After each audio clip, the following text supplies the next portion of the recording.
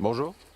Petite geek et petit geek, sans oublier les grands fans de Donjons et Dragons, comment allez-vous? Qu'avez-vous pensé du film? Votre réponse dans les commentaires, merci. Voici toutes les explications concernant le film Donjons et Dragons, l'honneur des voleurs, ainsi que des théories pour une suite, et c'est juste après t'avoir souhaité un bon moment. Let's go!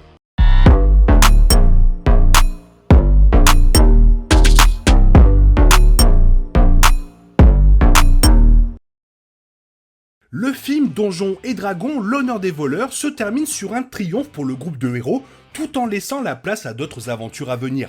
Basé sur le jeu de rôle sur table à succès du même nom, le film met en vedette un bon groupe d'acteurs et d'actrices en tant que bande de voleurs, s'unissant pour récupérer une relique perdue depuis longtemps, tout en faisant face aux forces du mal. Hugh Grant joue également dans le film en tant que Forge, un puissant escroc et ancien allié d'Edgin, Olga et Simon. Tout au long du film, les voleurs partent à la recherche du casque de disjonction qu'ils ont l'intention d'utiliser pour bloquer la magie de Sophina, sauver Kira et récupérer la tablette de résurrection pour ramener la femme d'Edgin. Dans le film, les personnages réussissent à obtenir la tablette et à sauver Kira, mais se retrouvent à combattre Sophina pour déjouer son plan visant à asservir les habitants de Pas d'Hiver. Pendant le combat, Simon maîtrise ses pouvoirs magiques et le groupe bat la mage rouge Sophina, mais se rend compte que Olga a été mortellement blessée. Après qu'Edgin ait utilisé la tablette de résurrection pour faire revivre Olga, l'ancien seigneur de Pas d'Hiver est remis en place, Forge est envoyé en prison et la bande de voleurs est déclarée héros pour ses efforts. Avec quelques détails non liés, la fin du film met également en place des suites potentielles après avoir renforcé les personnages pour vaincre leur conflit intérieur. Première chose qu'on pourrait se demander, pourquoi Edgin voit une libellule? Edgin voit fréquemment une petite libellule tout au long du film, qui a une signification symbolique importante. La libellule apparaît pour la première fois lors des funérailles de Zia, suivi de moments de son aventure, dans un flashback sur le moment où Zia est encore en vie et lorsque Olga meurt. La libellule est une représentation de la femme d'Edgin, Zia, et de son refus d'aller de l'avant, alors que la scène de flashback du film sur le couple, voyant une libellule comprenait Zia disant que certaines choses devaient être abandonnées, se souvenant de ses paroles, Edgin, repérant à nouveau la libellule à la fin, le convainc finalement de la laisser partir et de sauver Olga à la place. Pourtant, la principale motivation de la quête des voleurs dans le film était de ressusciter la femme d'Edgin, Zia, avec cette fameuse tablette, car il portait la culpabilité de sa mort avec lui depuis des années. Edgin a même perdu 2 ans de temps avec sa fille à cause de sa recherche incessante de la tablette de résurrection, qu'il pensait en valoir la peine une fois qu'il aurait ramené sa femme à la vie. Cependant, après avoir vaincu Sophina, Olga, sa meilleure amie et seconde mère de Kira, a été tuée au combat, le laissant avec un choix presque impossible à faire, en réalisant qu'il était enfin temps de laisser partir Zia, d'arrêter de se blâmer pour sa mort et d'aller de l'avant, lui et Kira ont utilisé la tablette pour ressusciter Olga. Alors que Kira aimerait toujours sa mère, Olga était celle qui l'a effectivement élevée et a servi de figure maternelle tout au long de sa vie. Donc la ressusciter était le bon choix. Olga avait également sacrifié une grande partie de sa propre vie avant sa mort pour aider Edgin à élever Kira et à rechercher la tablette. La ressusciter était donc un énorme remboursement pour sa loyauté. En fin de compte, ressusciter Olga était un acte honorable qui prouvait qu'Edgin utilisait la tablette pour les bonnes raisons au lieu d'essayer de soulager sa propre culpabilité. Zia était déjà partie depuis trop longtemps que Kira a fait la paix avec son destin, alors que la mort de Olga pourrait être annulée rapidement sans que Kira ne perde une autre mère. Autre question, comment Simon a finalement réussi à faire fonctionner le casque? Simon, peu sûr de lui, a du mal à utiliser ses pouvoirs magiques tout au long du film, à moins que sa vie en dépende, car ce sont les moments où il est capable de sortir de sa tête et de simplement penser à la survie. Au début, Simon n'a pas pu faire fonctionner le casque parce qu'il devait s'y adapter, et ses propres peurs et insécurités concernant ses pouvoirs l'ont gêné. Simon se considérait comme une déception qu'il ne pouvait pas répéter la grandeur de son ancêtre, Elminster Omar, avec son autodérision à sa manière. À la fin, Simon est capable de réaliser à quel point il est vraiment fort et que ses pouvoirs sont grands s'il les laisse faire. Dans une autre situation de vie ou de mort, Simon enlève ses craintes de ne pas être assez fort pour utiliser le casque, maîtriser sa magie et combattre la puissante sorcière rouge Sophina.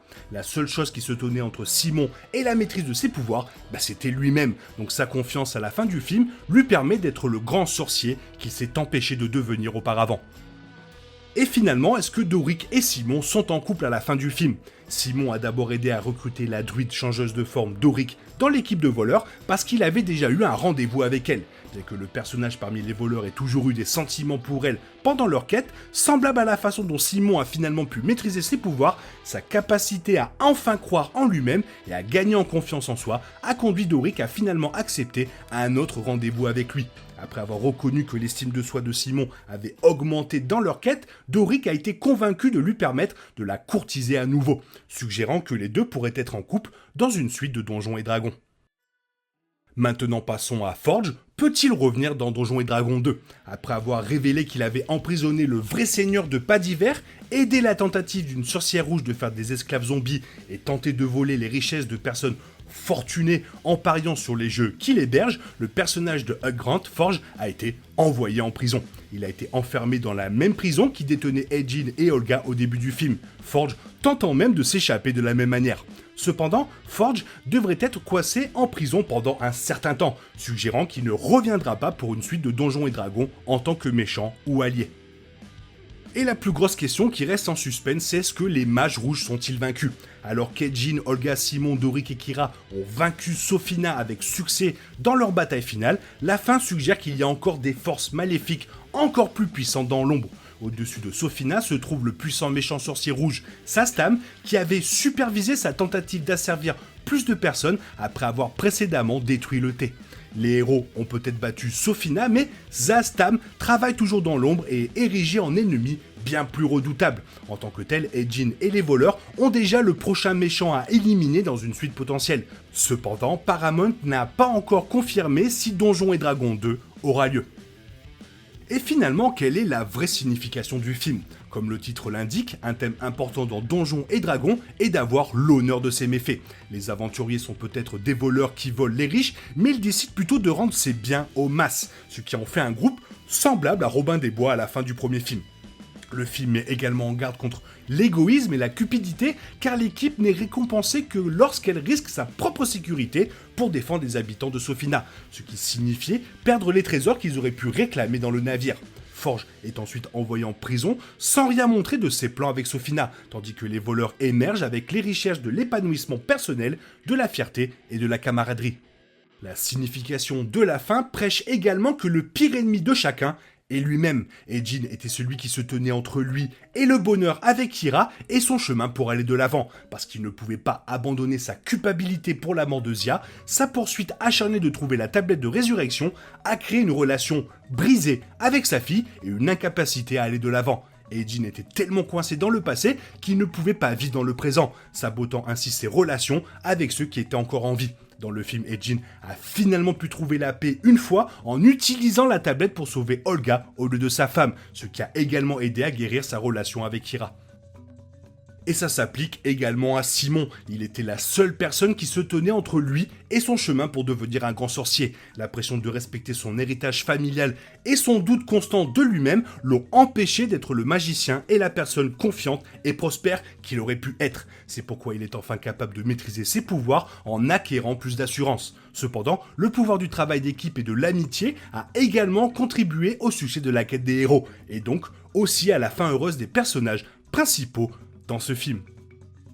Et depuis que j'ai vu le film, j'ai toujours le passage en tête avec les cerveaux qui marchent, avec la réflexion disant « je ne sais pas comment on doit le prendre, ça m'a tué de rire ».